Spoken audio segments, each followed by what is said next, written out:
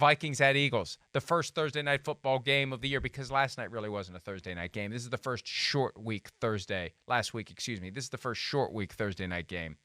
Vikings at Eagles on Amazon.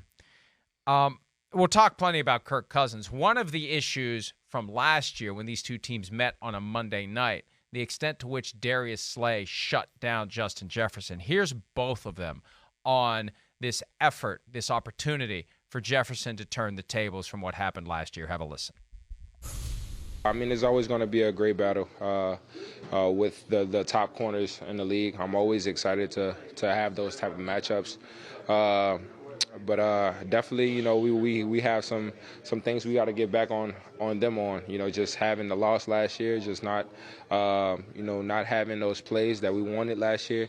So it's definitely, you know, some tension going into the game. He's an amazing player, man. It's a tough task, man. Like I said, it takes the whole defense to stop a guy like that. Cause, you know, high energy guy, you know, great at the catch, full goal speed. So, yeah, man, it's going to take always a team effort to, stop a guy like that. Look, we'll see what happens. They have drawn up to try to get Justin Jefferson open. Last year, he was targeted 12 times, 6 catches, 48 yards. Against Slay specifically, 6 targets, 1 catch, 7 yards, and 2 interceptions from Kirk Cousins. Primetime Kirk, week 2, Monday night a year ago. And I don't know what the Vikings are going to plan to do. You know, that game from last year, there they are, white on white. Oh, I love that look. It is great. I love the yellow cleats with it, too. But you know, there was a moment where Ed Ingram dropped a pass right in his hands, and if he catches it and possibly rumbles into the end zone, that's a different game. Yeah, that's they let them hang around. Go. There's moments, there's flashes. Right. Yeah. But it became a suffocation after that, and Darius Slay really, and I think in hindsight, when you look at the year Justin Jefferson had, it made his performance, Slay's performance against Jefferson week 2, even more impressive, because nobody shut this guy down. The guy was the offensive player of the year. He was on pace late in the year to catch Calvin Johnson's single-season receiving yardage record. So what Slay did in week 2 was amazing, but Slay's now a year older. He almost wasn't on the team this year. They had to do some abracadabra on his contract. Right. I remember there was a period where the negotiations got to the point where they were trying to trade him or they were going to cut him, and that was like the last shot aimed at getting him to accept whatever it was they were trying to do. But you know, there's no guarantee he's going to be physically able to do what he did last year, and Jefferson's another year into his prime. So I think it's going to be difficult for Slay to replicate what he did last year, but that's just a subplot to the fact that, you know, we talk about tail of the tape and checking boxes. I mean, you put the Eagles roster up against the Vikings and you start checking boxes. Good luck, Vikings. Good luck tonight in Philadelphia for their home opener where they are the superior team on paper. Yeah, well, I mean, you know, as we discussed all along, the Eagles still have the best roster in the NFL. At least, okay, it's debatable. The 49ers, the Dolphins, the Cowboys, they're probably right there in that conversation. I think it's those teams, though. I think that would probably be the teams that just about everybody would kind of throw out at you. You know, Darius Slay is a hell of a football player. He is. You know, but like let's not forget that game a little bit there. I mean, those interceptions, first off, some of them were just, Justin Jefferson does the wrong thing, right? And they just deliver it to him. He doesn't cross his face. He has to cross his face. We broke that down. This is like a rule number 1 on this route. Double post, West Coast offense. He's got to cross his face. He screwed over Kirk Cousins there. Kirk Cousins on the other one, right? It was just dumb, bad throw it up in the air under pressure, and then that's the other part of this. How many times did they drop back to throw in that game? I looked last night, 47, 46 times.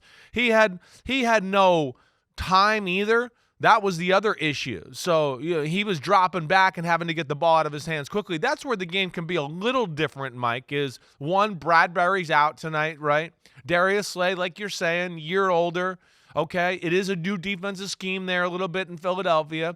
And your Minnesota Vikings football team, the one thing I'll say about them, I wish they could run the ball better, but they can pass protect really damn well. They really can. Your 2 tackles are legit.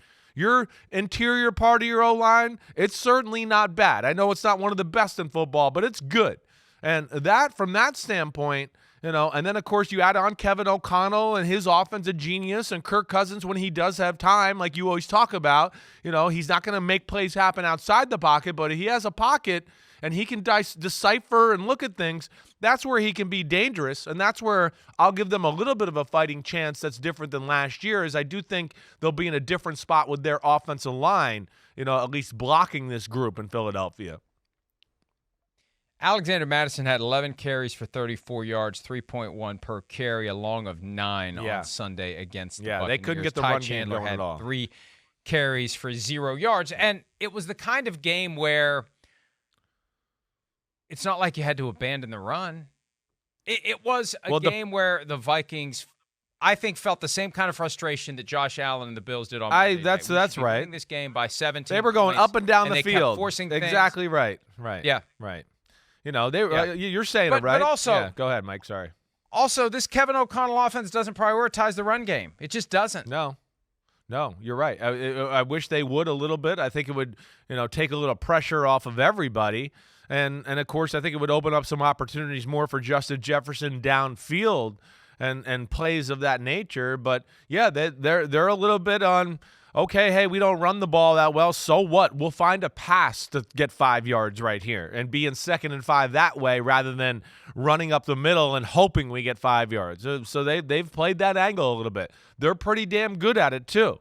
It's just that we know they're going against a team tonight that's got 8 starting defensive linemen. I mean, it's legitimately 8. Like, their backups would start for most teams in football. That's what's scary about them, right? But hopefully, if you're the Vikings, you can throw the ball on them a little bit like we talked about. The safeties are kind of new there, right? They got some new middle linebackers. Nakobe Dean got put on IR. And you hope to just be able to go, hey, our system hanging around, and maybe we can still catch Philadelphia a little bit on this. Philadelphia wasn't Philadelphia all that last week.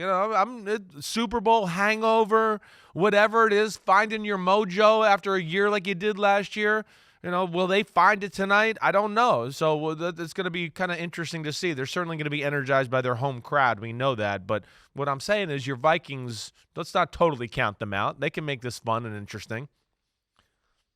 2 new coordinators for the Eagles. That's part of the work in progress right. as they adjust to life at the bottom of the mountain after you climbed to the top and almost got to the summit, but the Chiefs took it away from you. Injuries relevant to the Vikings offensive line tonight. You mentioned that they can pass block. The run blocking is the issue. Garrett Bradbury out with a back injury. Christian Darisaw, left tackle, is questionable with an ankle. And this is that short week turnaround. This is one of the realities because they can cite all the stats they want. Well, the injury rate is no different on Thursday than it is on Sunday. No, but when a guy's injured from Sunday, maybe he would have played if the game was on Sunday. But when you expect him to play 4 days later, he's not going to be ready to go. That reality doesn't fit into their hand-picked statistic to justify short week poop fest, as Richard Sherman called it before he was getting paid by Thursday Night Football. He doesn't call it that now. Before he was getting paid by Amazon for Thursday Night Football, it was poop fest. Now it's just my paycheck. But that's the reality. You got guys who are injured. And look, half the players, roughly, over the years, half the players like it because it's an easy week of practice. They get a mini bye on the back end. Half the players hate it. The guys who hate it are the guys who would have played on Sunday and can't. They're among those who hate it. I would have been able to play on Sunday. I can't. So if we don't see Darisaw tonight, maybe we would have seen him if this was a Sunday game.